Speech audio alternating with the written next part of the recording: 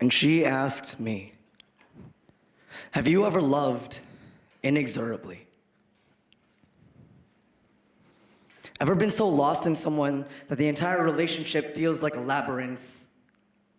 Ever felt a connection as strong as an EMP, blacking out Wi-Fi networks and Bluetooth? Have you ever been so bonded to someone it makes you sick?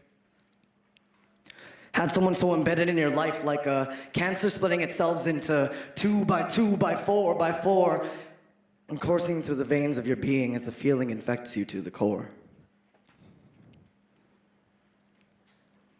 Have you ever taken a dive into the depths of someone's mind and gotten swept away in the current of their thoughts? Have you ever drowned in those waters because you didn't want to come back up for air? You see, I've never been the kind of person to let someone get so close.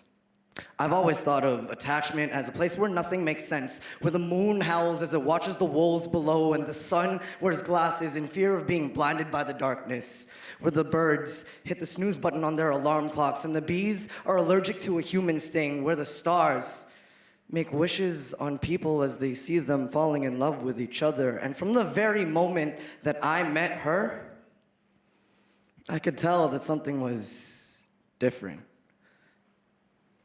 I never thought that I would meet someone who I could touch souls with and not catch a common cold afterwards. Someone who would pick the locks on my prison cell POV on people. I was a POW, suffering from the war raging on inside myself, the battle for whether or not my world was something I should bring her into, but she brought me peace. She heard the tick, tick, ticking of the IED in my chest and defused it.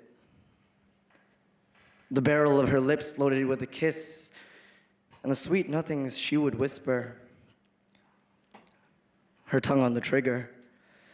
She'd confess her thoughts on getting a tan on her left hand where her fourth finger would meet her knuckle. And now I find myself with my walls broken down and my defenses in shambles. I am vulnerable and she feels inevitable. I think that we are so intertwined that the tapestry of our relationship redefines the phrase tight-knit. Every time we meet, the sound of our heartbeats coincide in the perfect harmony, so symphonic, so orchestral, that it drowns out the sound of my own insecurities. The words goodbye in her voice are a map showing me that every route that I follow, every detour I found myself on, every step that I take is on a path leading me right back into her embrace. Her hand clasped in mine is a tug of war, and we're on the same side. We share conversations like well-rounded meals, and I can never satisfy my hunger.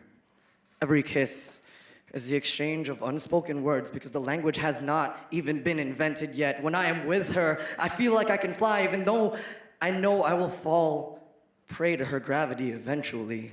That must be why they call it falling for someone.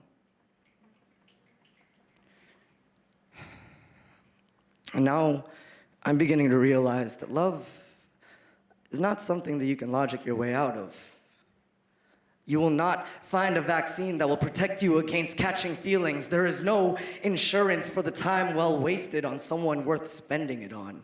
So when she asked me if I've ever loved inexorably, if I've ever felt so strongly about someone that it's inescapable, so truly connected to someone that everything else proves false, I told her,